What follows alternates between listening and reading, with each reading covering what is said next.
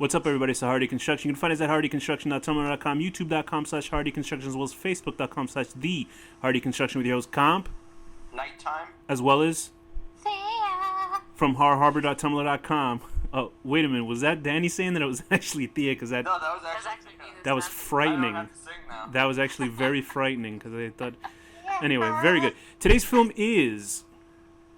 Ginger Snaps 2, Unleashed. I hate that subtitle. It's so bad. Yeah, I generally hate all subtitles. Yeah. Fascinating. Title. 2004. A ginger sister, Bridget, now a werewolf herself, must try to find a cure for her bloodlust before the next full moon while hiding out in a rehab clinic from a relentless werewolf. Hiding out is a very strange term to use for this, but it's directed by Brett Sullivan, who was an editor on Ginger Snaps 1. Written by Karen Walton, who created the characters, and also written by Megan Martin, who I think actually wrote the screenplay. Stars Emily Perkins, Brendan Fletcher, and somewhat Catherine Isabel. So, Thea, why did you pick this film? I picked this because I saw it a little while ago and actually, surprisingly, thought it was very interesting, even though it was I felt to me much different than the first movie.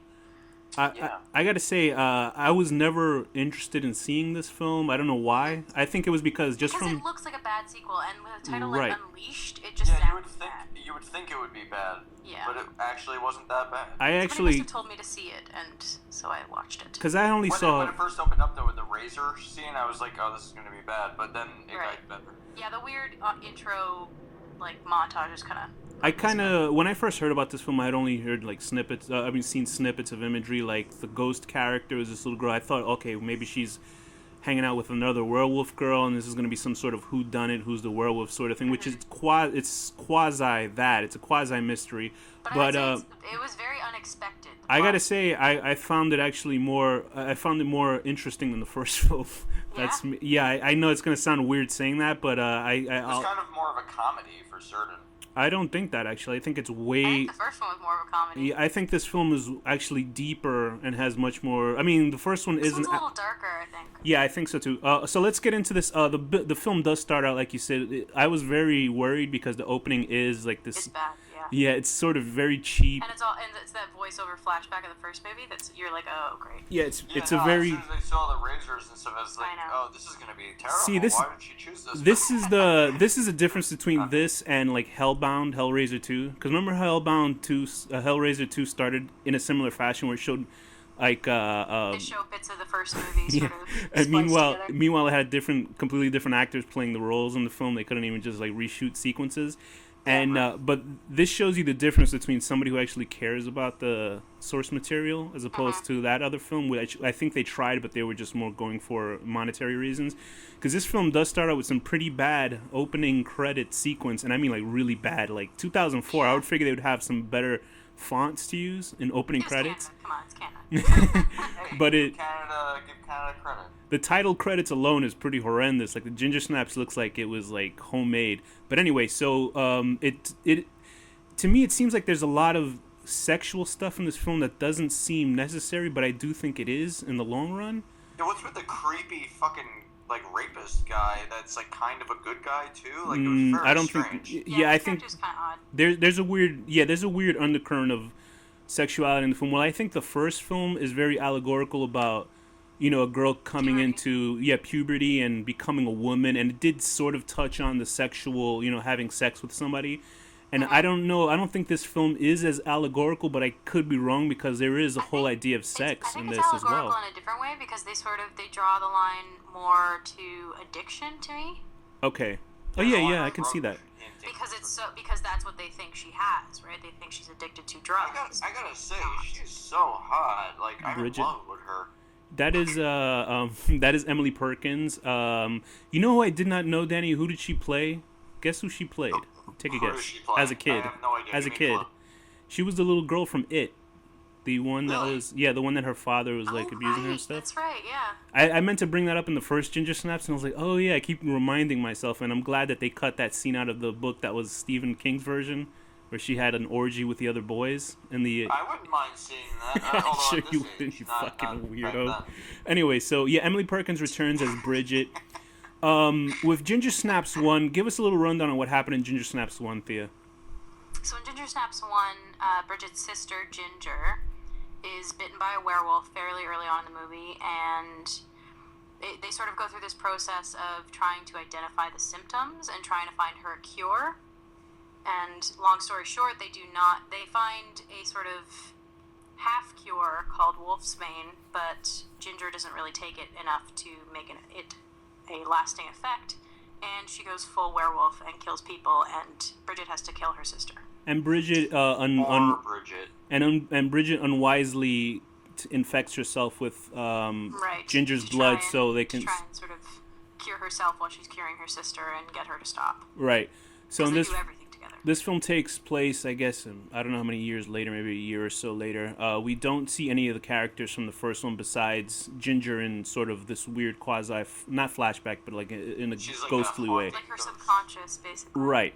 And no mention of any other characters. The guy that actually like helped them get the wolfsbane, he's not mentioned anymore. Isn't he dead? Is he not dead? Did he die in the first one? I don't remember. He died at the end of the first one. Okay, I guess I was wrong then.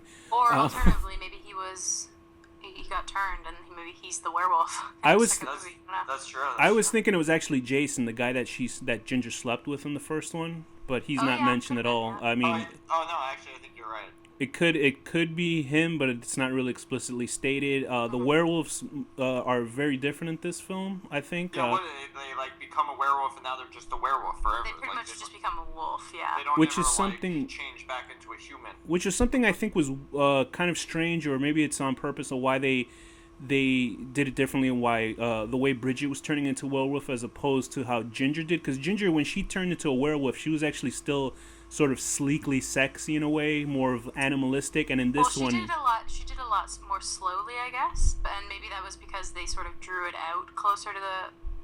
Because I think in the first movie, they sort of draw it out over weeks before the full moon. Okay. Whereas this movie is like I'm a dog days lover, before the full so moon. I found the werewolf kind of sexy. So, I mean, because Bridget's, like, when she's actually turning into a wolf in this one, she's, like, hideous looking, like, very monstrous looking. In the first one, there was still something sort of sexy about it. It was more animalistic. But I don't know why that decision was, but you're saying it was probably more of a time difference.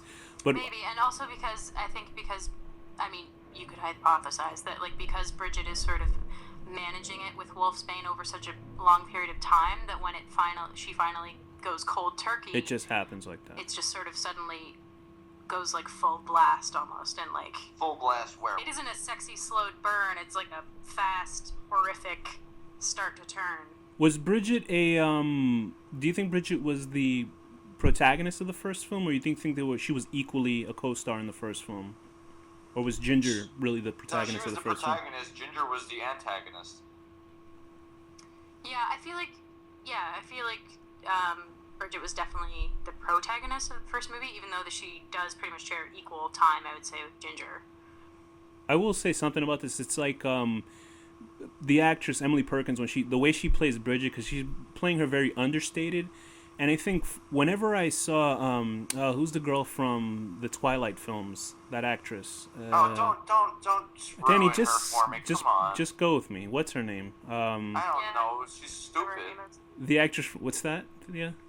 I don't remember what her name is. Good Lord. Anyway, you just keep talking. Bella from the Twilight. Whenever I saw that actress who plays her, I can't believe I can't remember her name. I always thought of Kristen Stewart. Whenever I saw Kristen Stewart, for some reason, I always thought of the character of Bridget. And I think it's just like the monotone kind of delivery, but Bridget's a way better actor than Kristen Stewart is in that film. Yeah, Kristen Stewart's a horrible actress. But I mean, I'm like, sorry if I'm offending people, but this is how I feel. But Kristen Stewart, like, to me, is like the embodiment of how Bridget acts in these movies. It's like Kristen Stewart does that in literally every single role. Like that, yeah, that is all she is capable of doing. And I feel like that's also how she is in life. I saw her in Jumper. Like, that was the first movie I saw her in, and even in that, she's in it for like 2 minutes. And I was like, I don't like this girl. And then she's like all of a sudden like huge. I saw some film with Kristen Stewart where she was playing this disabled girl who couldn't walk, and I fell in love with her. I don't know whether it's some sort of savior complex, but I was like, she's so adorable. It might be.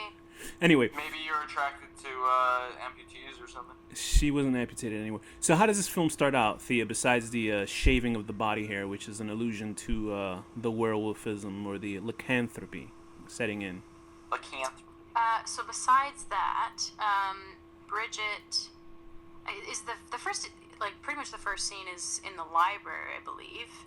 She's actually jonesing in the bedroom, gritting her teeth on a toothbrush. She's counting down her healing it's finger. her using the monk's hood and going through the effects basically as someone who is taking drugs would, because what she's taking is poison essentially. And you see her also shaving her body, and she's cutting her arm with a scalpel and logging data in a book, which is she's timing how long it takes for her wounds to heal.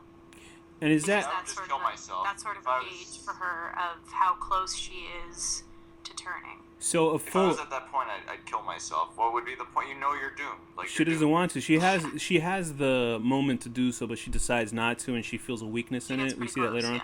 But she has a guy that likes her. I guess that works at the library. A character I thought was actually a character I thought was going to be there a little bit longer. He's played by Brendan Fletcher. We've seen him in a bunch of films, Danny. I think you and I saw him in Leprechaun Origins, and he was. That classic film. Yeah, he's sort of a guy. I tried to block that movie, quite Yeah, and he's like his first movie is Air Bud. he's instantly taken care of with a werewolf attacking him. I sort of wish they hadn't shown the wolf earlier in the film. I wish they hadn't, I wish they left it more of a sort of a maybe or what if. Maybe it was Bridget doing it herself. Also, it's all in her psyche. He's in Ginger Snaps the beginning as a totally different character. They filmed these movies back to back. The second one and the third one back to back. Is the third one good? I haven't seen it, and I can't imagine it's very good. It's with two different directors, I believe, as well, because I think, which is something I'll get to, because I was sort of upset by the end of this film, because I liked it a lot, and that the fact that I knew that the third film was a prequel, and I think maybe, but I guess they must have known, because they shot it back to back, that they were going to do the prequel anyway, because this is sort of a film that is imagine seeing a show with a great, like, what is it called when you don't know what the next episode is going to be, sort of a cliffhanger, and you just never get that cliffhanger resolved ever. That's just how it is. It's like, oh fuck, like you're never going to see that other episode that happens. But anyway, fun fact, do either of you or have either of you seen or heard of Orphan Black? I was going to bring that up because that was what is it? Orphan Black. It's a TV show about clones. It's a pretty big show. It's a big BBC science fiction show about this woman who has multiple clones, and the actress who is in this film playing Ghost. Apparently, when I figured out it was her, because I looked, actually the actress was her Tatiana Maslany. Tatiana Maslany, is that her name? Yes, Maslany. Excuse me. She plays this character. She plays a character named Ghost in this film, who's kind of a resident kid that's living in this rehab center, who's taking care of her grandmother, who's burned like over 60% of her body, and she kind of just sits there. And I don't know what the name Ghost. They say why she calls her Ghost anyway. Her grandmother called her Ghost because she sneaks up on her, right? That her grandmother calls her Ghost because she makes a lot of sudden noises all over the house, and her grandmother hated it, so she called her Ghost. She's horrifying. I don't know if anyone could trust somebody who She's smiles. pretty creepy. I mean, like, I don't know how old she was when she was making this film. She looks maybe like 13 or 14. She might have been actually older. She was actually like in her 20s. I looked it up. Wow.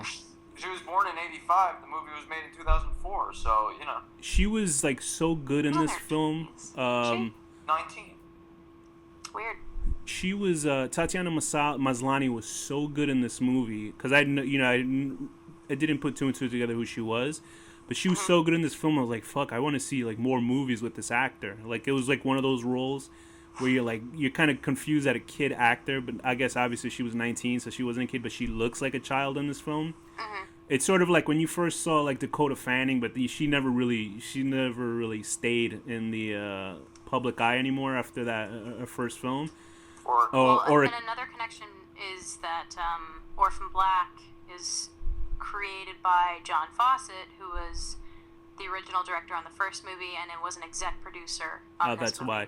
Yeah, I mean, she's an incredible actor in this film. I think it's more like you're seeing a young kid acting, and you're like, whoa, shit, you know, they're really good in this film, and the One thing I character. probably picked her up from this movie and was like, she was really good. Oh, certainly, yeah, and I think This is something I was thinking about her. I know it's not purposeful, but it seems like it could be like a little nod or something. But her name is Ghost, and it's a movie about werewolves, and she has like blonde hair and everything. And then I kept thinking of Jon Snow's direwolf, whose name is Ghost. It's and Ghost. maybe you know she did this, and then she got bit or something by Bridget, and then became the direwolf. When did George R. That Martin? When did he write those books? So maybe he ripped this off. 96 was the first one published. I just looked it up. Oh so. shit! So this movie ripped them off. But yeah, so Well, ripped off. I mean, it'd be a cool little Easter egg if that was what they were thinking. absolutely not. I doubt it. So Jeremy, the guy who had a crush on Bridget, he gets mauled by this wolf. His body's taken away. Bridget wakes up where, Thea? She wakes up in a rehab clinic, where she's locked in her room, and she meets the clinic's director, Alice, Played who by tells Janet her, Kidder. Mm-hmm. You're in rehab now. We've taken the drugs, they assume, and you're here to get clean, basically. I like which how- is basically So Bridget's annoying. worst nightmare. I like how Alice says she sees the blood of somebody else on her. She goes, "Oh, you got that from your cut on your arms, even though they probably weren't open." So, which is very strange. So she has to deal with these. Bridget is obviously jonesing for the monkshood that she has because she knows the day is coming up. There's only 3 days out of a month that a full moon occurs, I think, every month, and she feels I it think it's only coming up. One day. I thought it was 3 days. I don't That's know. usually the sort of thing, but it could be. So Bridget has to deal with all this new setting, and she obviously feels that she's going to be a danger to anybody who's in the immediate vicinity of her. And it plays off sort of this sort of weird Girl Interrupted meets a science fiction horror trope, but I think it works really well because the film has Bridget as a very interesting lead, where she was sort of not forgettable in the first film, but the focus was really on Ginger. She wasn't the central focus. Right. I like her a lot. Like, I think I would marry her even if she was a werewolf, so long as she didn't look that ugly. I think we were Once she is supposed a This to. podcast has just become Danny. I know who it's just loves like the I was. picture. I was. Well, I was just- coming in here to actually have some sort I'm of filled with actual lust. What, I can't conversation. help it. So He's like Bridget, a werewolf. Bridget was sort of a forgettable lead in the first film, where I think we were supposed to empathize with her. But I think since Ginger was such a spectacular like main character, that you're watching that it's sort of the same thing with Werewolf in London. You know, you're watching the main character just turn into this creature, and you sort of forget everybody else. You're watching sort of this circus of a main character deal with their problems. So Bridget sort of fades into the background a little bit since she doesn't have any poppy personality traits like Ginger did. But now that the focus is on Bridget and she's sort of coming out of her shell a bit because she has to be a little bit defensive and a little bit bitchy, I think that's why she works as a lead in this film. Assertive. Yeah, she's a little bit assertive. She's not bitchy. So did I say bitchy? Oh yes, I did say bitchy. You know, I mean bitchy to other people that deserve the bitchiness. I'm just joking. Tumblr Danny. So the film has multiple plot points that are going on at the same time. What are some of these plot points, Thea? Well, there's a staff worker. I can't remember what's his name. God. Is it Tyler? Tyler Tyler the the jerk. rapist. Who basically she finds out is giving the girls their drugs in exchange for sexual favors, which some of them seem willing and some of them just kind of seem like they do it just because they want their drugs back, obviously.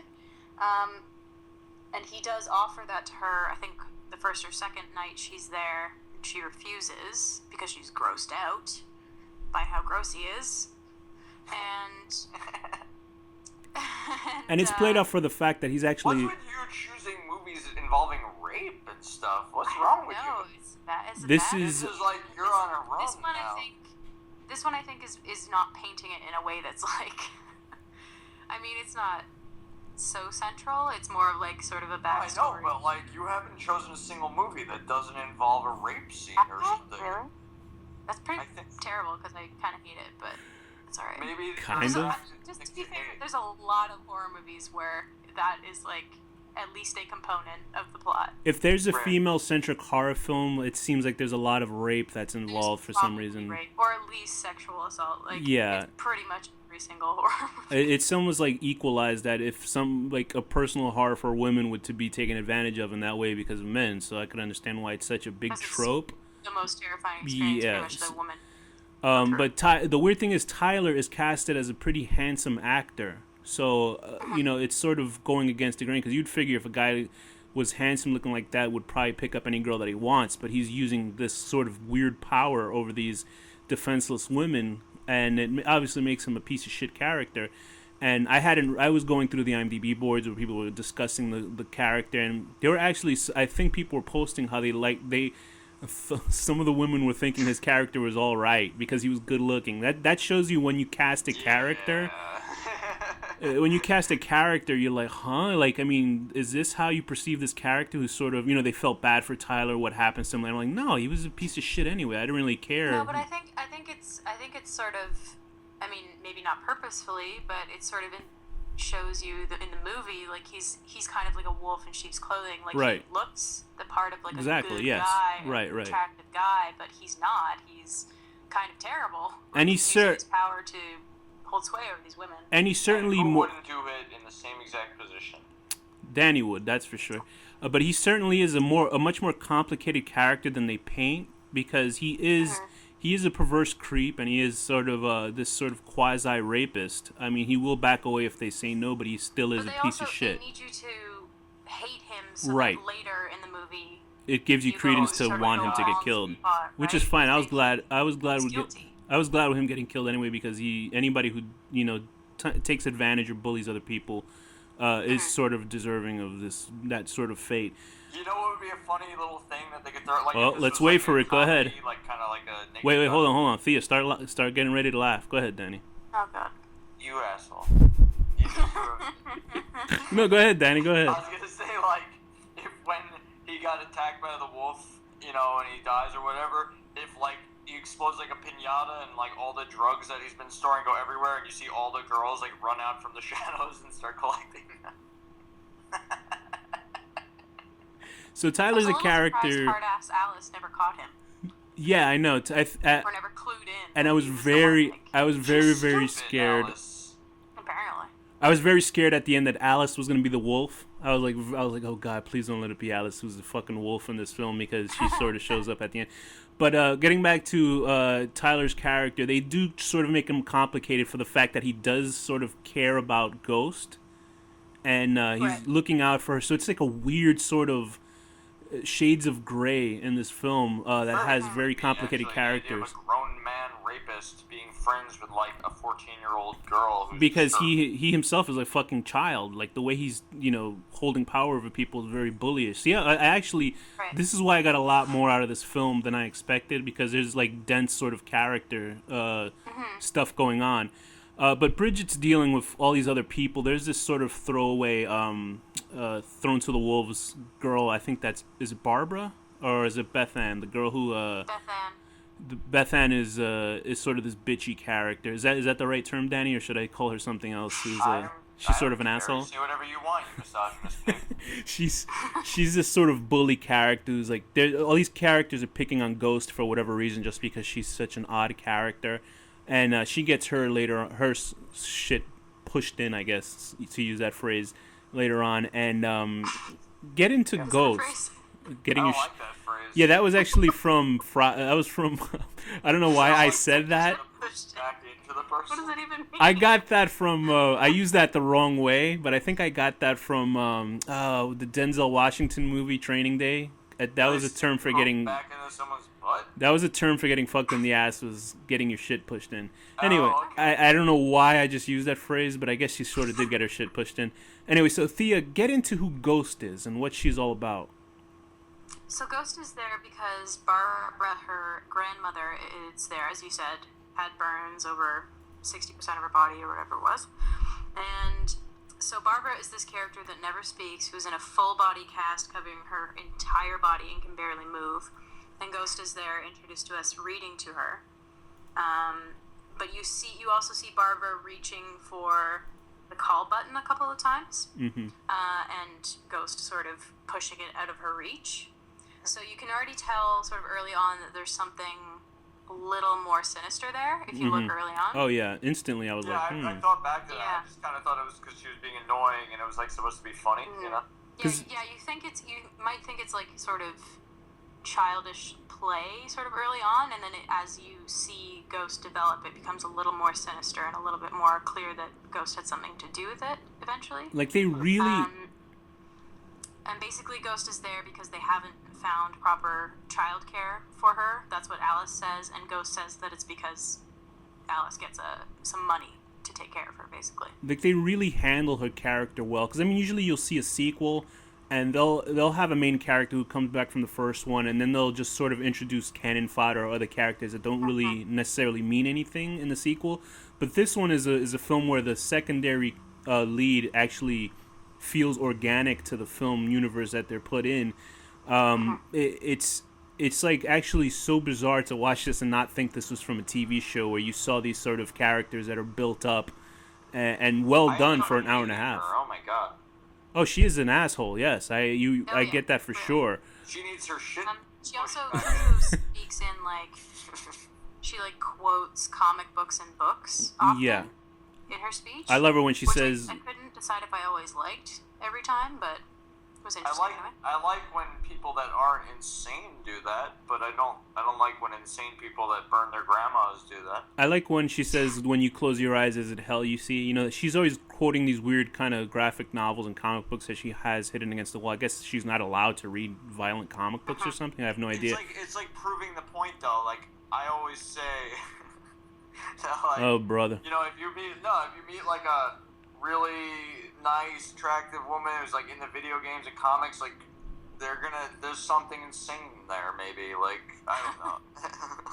Like there's got to be some twist. It can't be that perfect. I sort of agree with you in some way.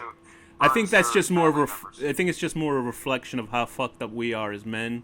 That still like kind of comic books and shit is very childlike stuff. But and just putting it on women that would like the same thing. I refuse to accept responsibility for my actions. I blame other people.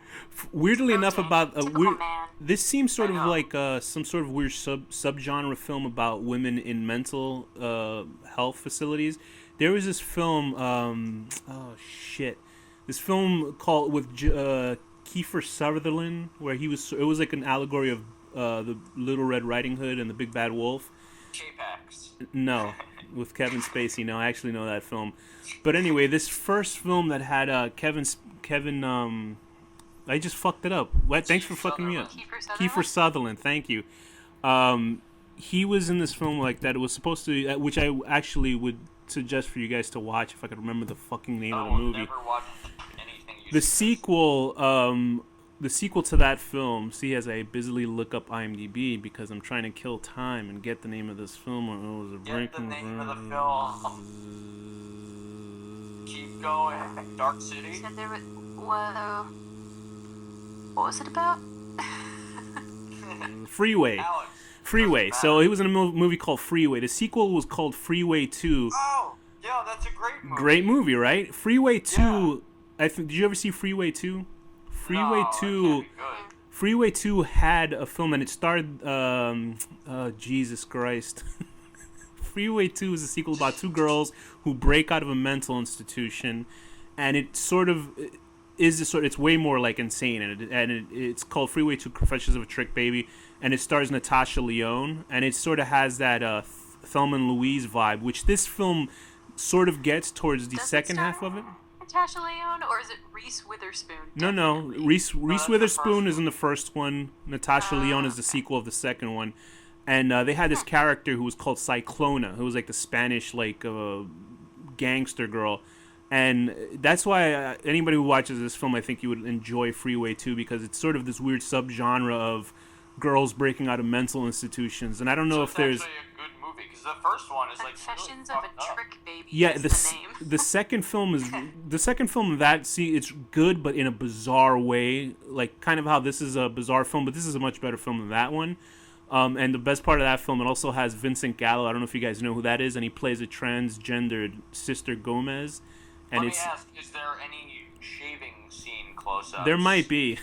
Remembering that film, because It's that's very a possible. that film was I remember the first Freeway having, for no reason, a humongous close-up of some girl's camel toe as she stood up for no reason other than just have that shot, and I was like, what the fuck is this? There's always a reason for that. But anyway, do you guys know of any other sort of weird genre films about, like, because there's Girl Crazy people and Girl prostitutes and Interrupted and stuff Yeah, like 12 that? Monkeys has some good mental institution But I stuff. think there's more of a female stuck in a mental institution. I think that's way more prevalent in sort of film than guys breaking out of mental institutions, unless it's just some sort of weird serial killer film. I can't think of any women in mental I mean, institutions.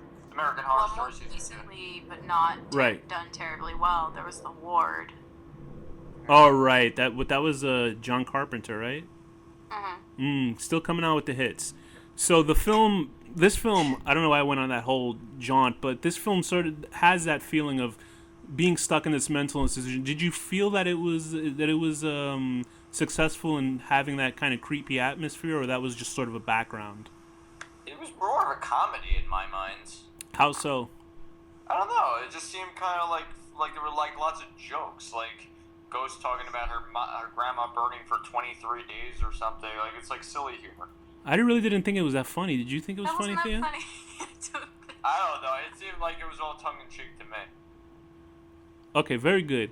What did you think about? It's my opinion. What did you okay? think about Ghost and Bridget's relationship, Thea?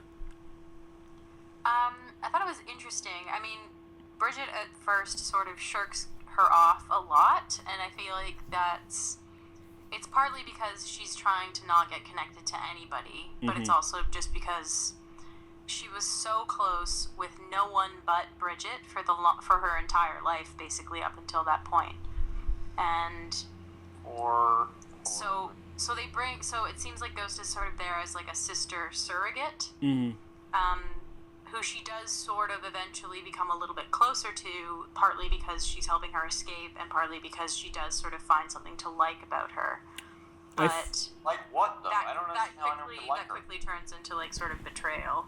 I think this film was sort of playing with the idea of, like, we're going to introduce Bridget to a smaller sister because she lost her first one, and this is, us watching her getting back into the role of a big sister instead of being the little sister this time, and we see what happens to her. Eventually she gets fucked over again.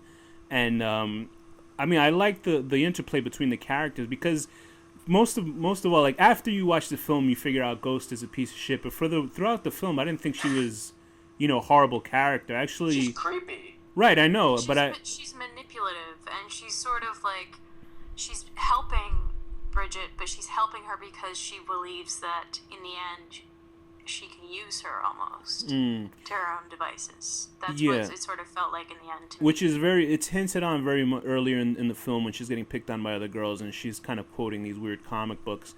And what did you guys think about the final assault in the film, the Home Alone aspect of the movie? I actually really enjoyed that part, and I thought it was pretty well done.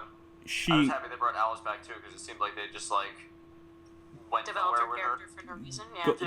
She was in like the first like 20 minutes, like, oh, this is an important character, and then she was gone the entire movie, and then back for like 10 minutes. And Ghost claims a fake rape in the film to get Tyler ostracized and thrown out into the woods, where he is killed by a werewolf. What were your guys feeling on that? What an asshole! No, I hate her. I feel like I think she was almost trying to prompt her to, like, I think she Choose was trying a to side. prompt Bridget to do it herself. Oh, I see. Like, to get her angry enough to And- do it. Yeah, to sort of like test her strength almost, and to like force her into becoming the wolf. What Bridget does is push him outside and leave him for the wolf that's coming to get her. I guess he is a rapist, sort of, though. Anyway, so he got Oh, he his is. karma. He is a piece of shit anyway. I mean, he still is a rapist. And He had it coming to him anyway. User. But yeah, she did play it off for that. That she used that sort of false allegation to get him killed, and it does lead to the wolf attacking Bridget, and Bridget self-sacrificing. Oh, I guess that would be self-sacrificing herself with the wolf down a pit that they created, Home Alone-esque style, full of spikes and whatnot. And this leads to Never stop hitting in the head. Like, she shouldn't have paused and checked. She should have kept going. Yeah, Alice has the shotgun towards Bridget, and what happens, Danny? She's she's bashing the werewolf in the head with like a fucking, what was that? Like a big metal dish or something. And then I think it was like a weight, like a big round weight, or no, it was like a curling rock, wasn't it? Something. I think it was a curling rock. Actually. I love how that's exactly not what I just. Thing? I love how that's exactly what I just didn't say. I said when Alice had the shotgun towards Bridget, and you went back in time to when I'm sorry. Bridget's and killing then, the wolf. Okay, so then Alice is pointing I said the she gun sacrificed down the herself fucking, already. Down the pit or whatever, and then that fucking asshole hits her in the head Ghost. with a hammer. This was I hate her. this was the part of the film where I was like, oh fuck, because the film ends on a cliffhanger. There's no question this isn't a cliffhanger, or that this is just how the writers wanted you to see this film end, with Bridget having a horrible fate, because she's sort of a character who has a horrible fate. I mean, it's She'll just get out of there. I mean, almost certainly she'll get out. Fucking would. When Bridget's grandmother comes home, which is what it looks like it's staged to be, or sorry, when Okay, you're right. Ghost's grandmother gets home. I think she's going to use the wolf on her But grandmother, Ghost maybe, will right? almost certainly die when Bridget turns on her. Yeah, no, I hope Bridget. I want to see like short film, like 5 minutes of just Bridget bursting out and eating Ghost. And I think in hindsight, after watching this, I was just pissed because I knew there was no sequel coming, and there never would be a sequel to this particular storyline, just the third film that had to take back in time, which I have no interest in seeing. I don't know if it's any good. I can't imagine it's gonna. Well, they're in it, right? Is Bridget and Ginger Yeah, in both it? Ginger and Bridget are both in it. Apparently, Is it supposed to be like? I mean, so what kind of? What is in? I what honestly timeline have is it? no idea what it's supposed to be. It's like in the 1800s or something like that. yeah, I guess they just used the first story and just did it as a prequel story. So it's like these two people that just happen to look exactly the same that also turned into werewolves. They're playing like different people, or they have like a set in werewolf time 19th. machine. Here we go. Set in 19th century Canada, Bridget and her sister Ginger take refuge in a trader's fort, which later becomes under siege by savage werewolves. So I guess So basically, it's completely a rehash. not related. Almost. Yeah, Yeah. but they're playing the same characters, but I guess maybe that's their forefathers. I don't know, whatever the fuck you would call it. But I do like this film. I like the way it played out. Like you were saying, I had no idea that it was allegorical about drug taking. I thought it was more about sex and losing your virginity, because there were these sort of forced in instances of masturbation. What the fuck am I thinking? I thought of I'm gonna potatoes. From now on, I'm gonna go masturbate. I have to go masturbate. But there's that whole sequence where the girls are having a what is it? A relaxation sort of. What are they doing? They're just sort of They were meditating. And Bridget has this fantasy of them group masturbating for some reason. And It's I was the like, wolf in her. Well, that's because she's going through the exact same thing that Ginger did in the first movie, which is a heightened sense of sexual awareness and sort of desire to have sex. And as she Which is becomes exactly more of what a werewolf, happened I become more attracted. but I to gotta her. wonder why she like thought of all the other girls masturbating. Like, what was the point? Because it Like was like her myself. subconscious was conjuring Okay. that, like, the woman's voice was telling everyone to do this, so that's why she was sort of picturing it that everyone was. Yeah, don't And it knock was it. this heightened No, listen. sexual atmosphere. No, It trust was me, great Danny. scene. Danny, I think that scene alone should get an Oscar. But I was just kind of wondering why it was in the film. It was also like when she was sitting on the tub naked. I don't know I if didn't they expect. needed to have the whole room No, of women no, doing they- it. I they feel like it's just did it. it was more of a visual thing to like play out. Yeah, To have they more than needed one. And also for Danny to get a raging boner. Exactly. But there was also that scene in the opening where she was sitting on a bathtub and she was completely nude, and I did not expect her to have that body. And I was like, whoa. But yeah, that was also sort of like out of left field. And it's no problem to have like sexual things in films, but it should sort of have a meaning to it. But I guess that's maybe her character being naked and. If I was a werewolf For and the I got world. a boner, I bet there'd be like a little tuft of hair coming out of the hole in my penis. No, it's got to be like pink, like lipstick. Remember, like your dick turns into that little disgusting I'd have, dog like, the dick. dog lipstick dick. Good lord, dogs Oh, are God. disgusting. Ugh. Anyway, what a way to end off the episode. What did you guys think of it, all in all, though, Danny? What did you have any faults with the film itself? The beginning, like I said, was like a very cheap, strangely misleading opening. And The opening that credits, alone, you like, mean? people might turn it off. You know? Yeah, it was. And also, it was like a little strangely funny and also serious, but I liked it for the most part. What about you, Thea? Well, I don't get the funny parts. That Yeah, I really Danny's don't know what the doing. fuck he's talking about. I think the first movie has a lot more of the like sort of. I think he's seeing some sort of silly humor. dark humor in this film, which I understand there There are were like dark little humor. jokes in there that No, were no, like, I just get what you're saying, but quick. I didn't think of the film as a whole as a funny film. I thought of it more as like a really Fuck you. Hilarious. Danny, what was that joke again? Tell us that joke about the pinata. Oh, yeah. That was great. When, the guy gets eaten by a werewolf, you would see him explode, and all these like needles and drugs and stuff would fall on the ground. And Can all the you- girls from can the you place copyright would, like, that? Crawl up and, You need to copyright that because that's genius. No, Anyway, no. Theo, what rating would you give this film? Me or Thea, Uh. you know Thea, right? I would give it. I'm gonna give it an 8 out of 10 because I actually really enjoyed this movie. An 8 out of 10. Weird scarecrow things on your front lawn that explode anytime someone comes near. That's pretty good. Mm-hmm. Danny, Kill the rating I'll give this a 8 out of 10 as well. I don't know if that's a higher rating than the one I gave the first one. It might be the same rating. I was gonna go check. On Yeah, that that's first what I was gonna episode do and see too. What I gave the first one. I don't remember though. Whatever rating I gave for the first one, I'll give this one a point higher, so I assume it's 8. It might have been lower. Anyway, 8 out of 10, getting caught blowing the orderly at a mental institution, and then being friends with the girl who pushed your face against the wall right after it. Okay, I'm gonna give it a 7.5 out of 10. Wow, Danny doesn't like movies with strong female leads. But go ahead, Danny. I'm just fucking I'm around. gonna give it a 7.5 out of 10.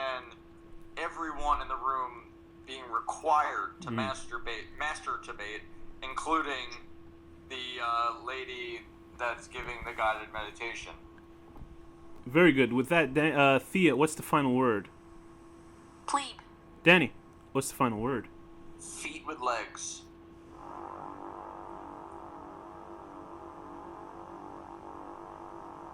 The horror deconstruction.